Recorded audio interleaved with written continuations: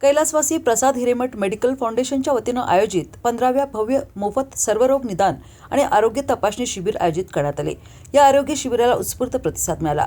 या शिबिराचे प्रमुख पाहुणे म्हणून सार्वजनिक आरोग्य मंत्री माननीय श्री प्रकाश आंबेडकर साहेब उपस्थित होते। यावेळी शिवसेना जिल्हा प्रमुख बजरंग भाऊ पाटील, भाजप नेते पृथ्वीराज बाबा पाटील, प्राध्यापक बसवराज हिरेमठ, डॉक्टर शुभम हिरेमठ, संघर्ष समितीचे अध्यक्ष सनी धोत्रे, नगरसेवक प्रकाश पाटील, श्रीकृष्ण कोकरे, रमेश पाटील, शफीक बुरान यांच्यासह अनेक मान्यवर पदाधिकारी आणि रुग्ण उपस्थित होते।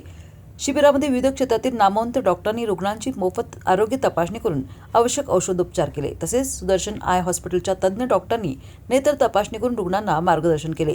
या निमित्तानं आयोजित रक्तदान शिबिरालाही प्रतिसाद देत सामाजिक बांधिलकी जपली। नमस्कार।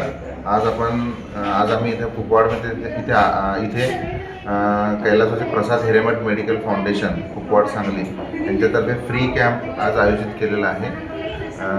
श्री हिरेमठ सर जे आमचे बायोलॉजीचे टीचर्स आहेत, म्हणजे आम्ही त्यांचे स्टुडंट्स पण आहोत, तर सर्व स्टुडंट्स इथं आज उपस्थित झालेले आहेत। संपूर्ण सांगली, मिरज आणि कुपवाड परिसरातील सर्व ग्रामस्थांसाठी, सर्व लोकांसाठी हा फ्री कॅम्प आयोजित केला आहे। सर्व क्षेत्रामधले तज्ञ डॉक्टर इथे उपलब्ध आहेत। Medicine, surgery, gynaec, paediatrics, orthopaedics, ENT, ophthal, psychiatry, ह्या सर्व जे मेडिकल फील्डमध्ये तज्ञ डॉक्टर जे सरांचे स्टुडंट्स आहेत ते आज स्वइच्छेने मोफत तपासणीसाठी ते आज उपलब्ध झालेले आहेत।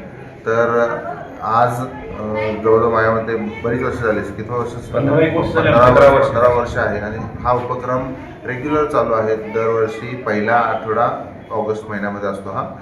तर आम्हाला खरोखर आनंद आहे की आज भरपूर प्रचंड प्रतिसाद आज मिळालेला आहे। सर्वजणांनी इथं लाभ घेतलेला आहे आणि याचं वैशिष्ट्य असं की आज फक्त एक दिवसापुरतं ह्याची सोय होत नाही, म्हणजे सवलतीच्या दरात किंवा मोफत। तर इथून जे पेशंट त्या डॉक्टरांकडे जातात तर त्यांना कायमची सर्व्हिस ही सवलतीच्या दरात किंवा मोफतही मिळत राहते। तर सर्वांना अजून एकदा आव्हान आहे की यावर्षी ज्यांनी घेतला नाही सहभाग किंवा ज्यांनी फायदा घेतला नाही, तर त्यांनी जरूर पुढच्या वर्षी तर जरूर अजून प्रतिसाद याला द्यावा।